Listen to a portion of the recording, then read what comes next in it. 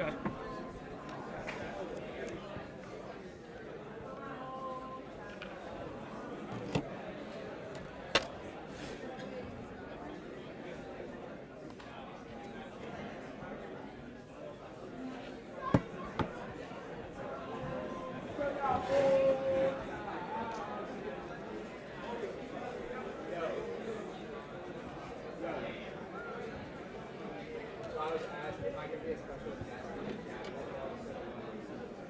That's fine. Yeah.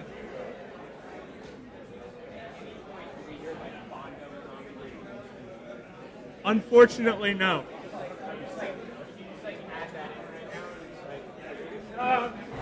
Down. Thanks, bro. I know. Shit, I should have had that. Why are we walking? Here we go. I am. Thank you.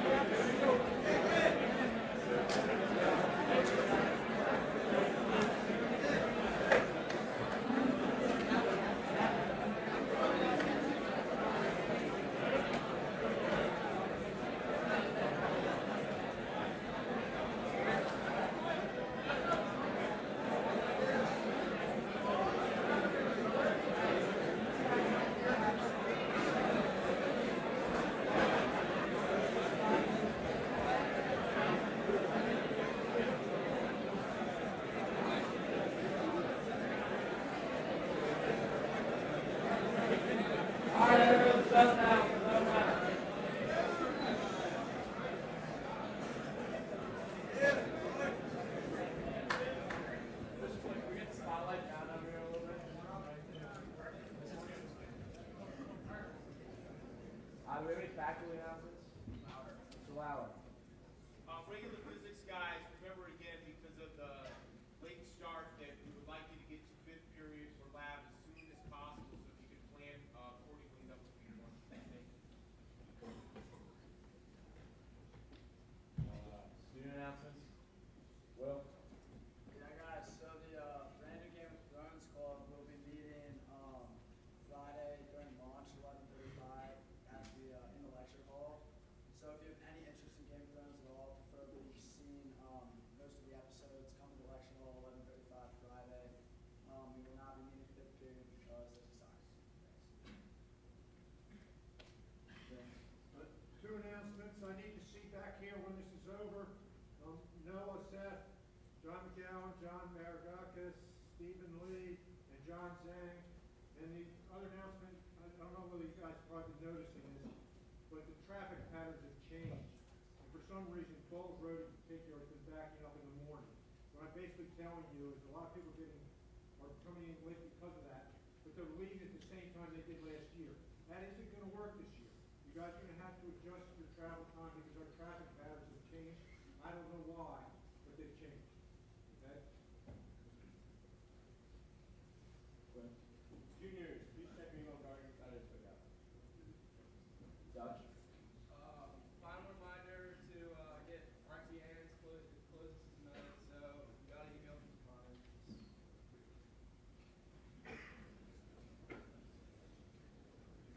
All right. Looks like I can go to Mr. Trades. Okay. Ladies and gents, please welcome to the podium the inaugural speaker of this year's 2017-18 Senior Speaker Contest, your president, Piper Butler.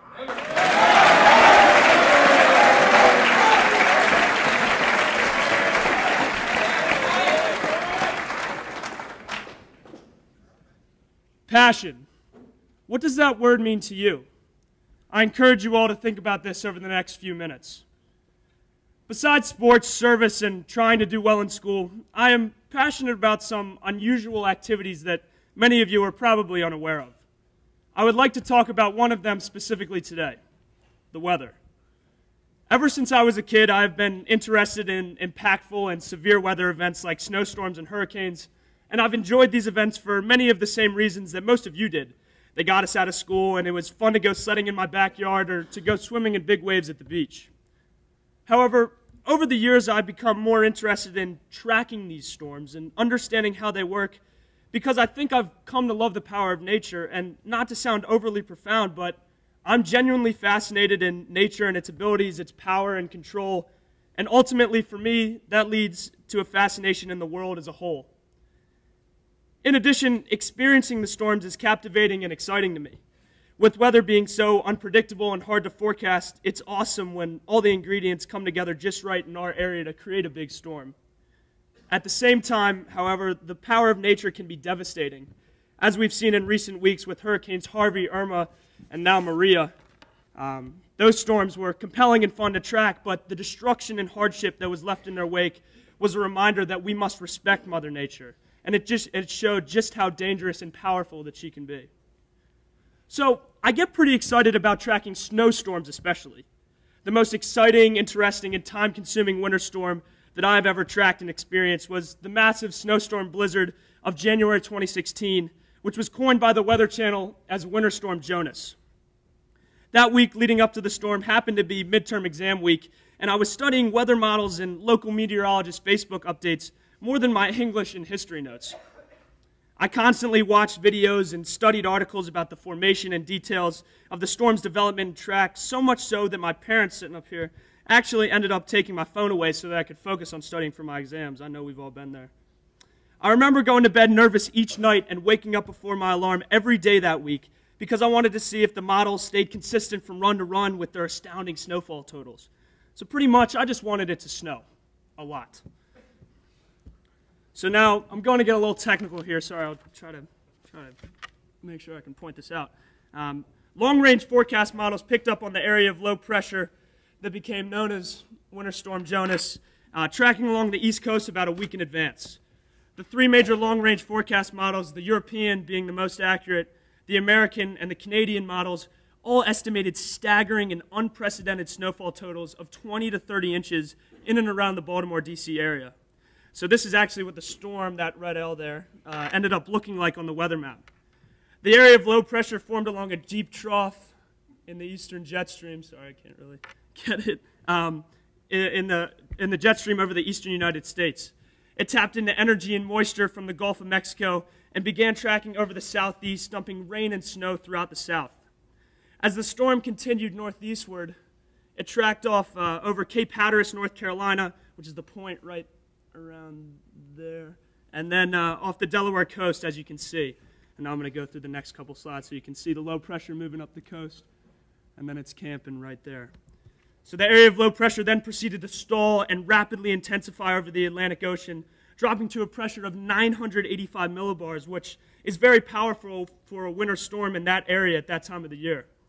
There was plenty of cold air in the mid-Atlantic due to an area of high pressure located over southeastern Canada. That's a blue H in the upper right. So when the storm stalled off the coast, the precipitation remained as heavy snow in Baltimore and not as rain or mixed precipitation, sleet, freezing rain, etc.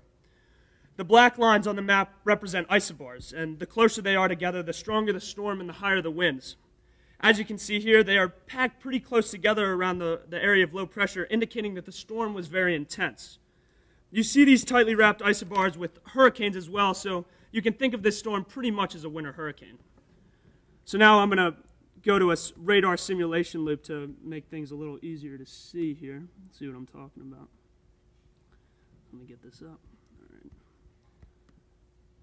So here we go. All right. So this is the motion. So the green and yellow obviously is rain. The pink is mixed precipitation, sleet, freezing rain. And then the blue, and especially the darker blue, is the heavy snow. So here we go.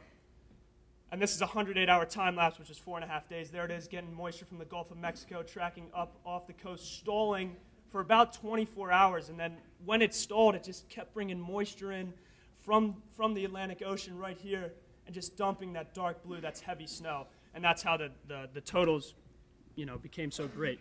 Let me get back to the slideshow here. So the storm pounded the Delmarva coast, setting an all-time record high tide from storm surge at Lewis, Delaware, and Cape May, New Jersey. In addition, an 85-mile-an-hour wind gust was recorded at Assateague Island, which is the equivalent to that of a Category 1 hurricane. In the days leading up to the event, local weather forecasters began posting their own estimates for snowfall accumulation. I tracked their posts and predictions on Facebook, and as you can see, all of them predicted between 18 to 30 inches of snow, which is simply absurd for our area. I constantly showed my parents and friends the estimates, hoping to get them as excited about the storm as I was. And in the week leading up to the storm, I actually ended up creating an Instagram DM group, which I continually updated in detail about the coming storm. Looking back on that, I'm not sure why I did that. But anyway. When it finally began to snow here and the storm came through, I was ecstatic. I had tracked Jonas for over a week, and I couldn't wait to see if it was going to live up to the hype. Ultimately, the storm did live up to expectations, dropping an astounding 29.2 inches of snow at BWI, setting a new record. The snowstorm was an extremely rare and powerful event, setting records not only in Baltimore, but also throughout the South, Mid-Atlantic, and into the Northeast. In fact, it dumped 66 inches of snow at Mount Mitchell, North Carolina, which is simply unheard of for the East Coast. That's 5.5 feet, and remember, Mount Mitchell, that's the highest peak on the East Coast. That's what Mr. Smythe showed us the other day. But 5.5 feet, that's crazy. Throughout the storm, we went sledding in my backyard, in my neighborhood, in a Baltimore Country Club, BCC, right down the road. And here's a picture of me going off a jump at the bottom of BCC Hill. But the most unique and wild sled trail that we created ran about a quarter of a mile through 2 of my neighbors' yards, my property, and in a Stony Run Park behind my house. My dad so creatively named it the Piper Path, and here's a video of that particular trail.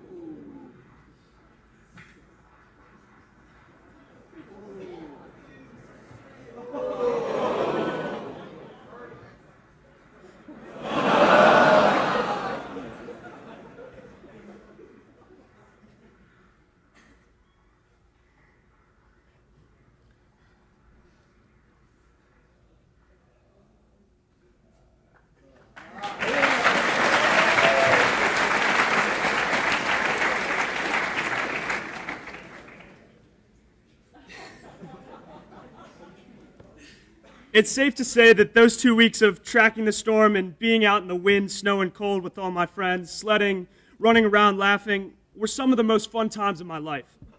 Experiencing the storm was that much more fun because I had been so dedicated and passionate about tracking it to begin with. It was as if I wanted Jonas to pan out and become a blockbuster because I felt like I had put some of my heart and feeling into it. If it hadn't lived up to expectations, I can honestly say I would have been very, very disappointed. Now, I'd like to revisit what weather and tracking these storms has to do with passion. Obviously, I am passionate about the weather, and I believe that tracking Winter Storm Jonas was just one example of that passion coming to light and having a positive impact on my life. I believe that it's important to explore and pursue things that are compelling or interesting, no matter how weird or quirky they are. You better believe that I've been teased for being a weather geek and at times for annoying my friends about the weather, but it doesn't bother me when those guys give me a hard time because it's something I'm really into, and I think it's kind of cool to be that weather guy anyway. Ultimately, tracking the weather actually brings me a sense of comfort. Not only in my spare time do I look forward to doing it, but I like to share with my friends and parents the current storm I'm tracking too. On top of that, and this is the most important to me, I found that this passion has almost always led to a sense of gratification and not to mention fun experiences. Furthermore, thinking about my future, I have no idea whether my passion for meteorology will become my profession or if it will just remain a lifelong hobby. If it does become my job, then great, but I think it's okay if those two things don't necessarily coincide. Regardless, my passion serves as an escape from everyday life, schoolwork, sports, stress, and it gives me time to relax and to let my mind wander.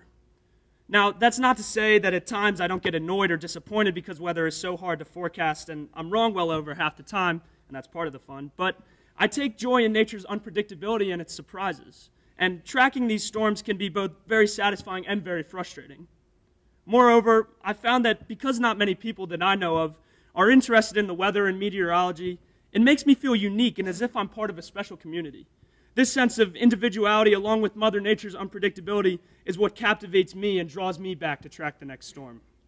So Mr. Smythe, he's not here, Mr. Hubeck, faculty, students, Mom, Dad, Meg, Gigi, Gabby, I encourage you, think. Is there anything that causes you to lose all track of time? Is there something that you are so passionate about that you could talk about it for hours? Could you come up here either later this year or when you're a senior and be excited and enthusiastic enough to talk about that passion? I'm sure there is. So don't ignore it. Pursue it. Let it grow. Let it evolve. And I assure you, good experiences will follow. Thank you.